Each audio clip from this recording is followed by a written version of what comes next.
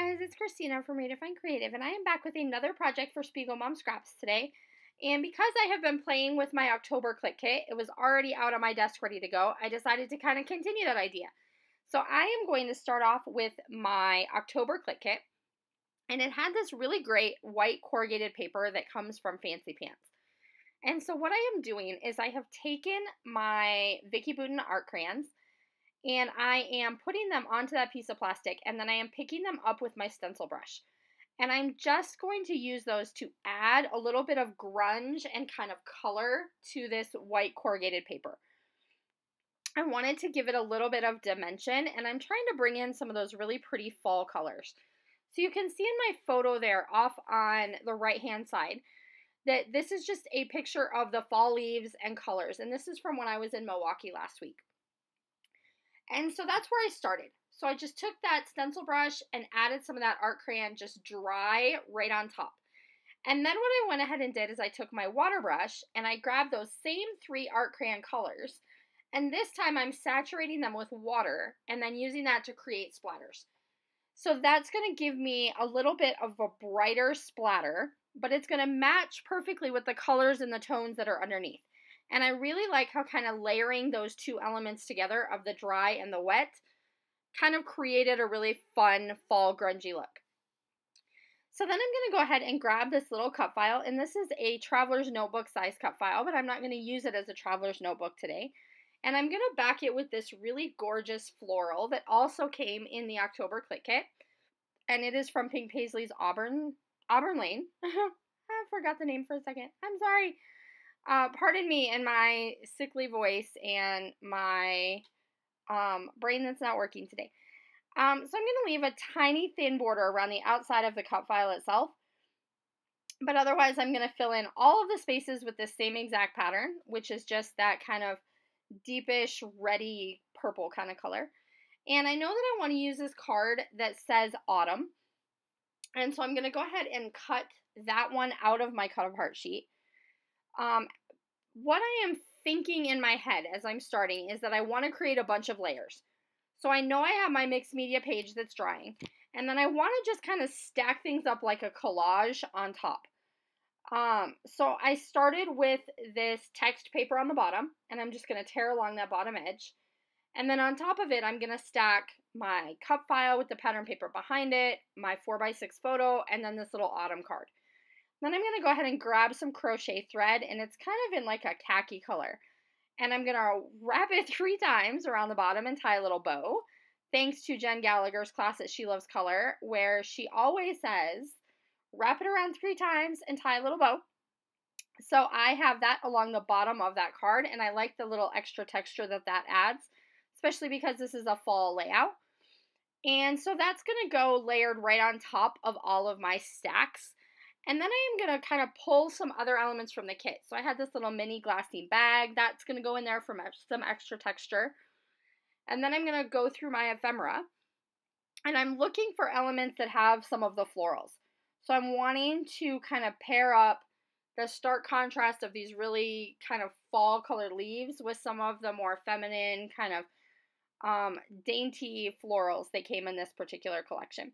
And so I'm stacking some of those up by that glassine envelope, and then I'm also going to stack some down on the bottom. I did add that little heart underneath my twine over on my autumn card. And then I've also added that little piece that says enjoy the little things. And that's going to kind of serve as a secondary title, I suppose. And so I'm really just playing with this autumn theme, and I'm wanting to create the feel of an autumn day. So adding in lots of pieces of texture, some of the metallics, these really kind of, not really grungy, but these interesting color combinations. So we've got the oranges and the deep reds, some of the yellow, kind of all the things that will scream fall is what I wanted to be able to feel in this particular layout. And so I'm layering all of that up on top of this newspaper text paper that is one of my favorites from Auburn Lane. And then all of this is going to kind of go right into that mixed media that we created on the background. I did decide to go back and add a couple little heart stickers. So there's some metallic hearts that came on the sticker sheet. And so I'm choosing just a few spots on that cut file, and you'll be able to see it a lot better in the close-up photos that I wanted to fill in. And that just creates some additional interest throughout the layout. You wouldn't have to do that step for sure, but it does add a little bit of something different. So make sure I want to pay attention to the little details that are going on. And then I am going to go with that little page map up at the top, although now looking at the layout, it reminds me of like a little crown or something. And then I grab a little phrase sticker down to put on my card that says "Stay Classic."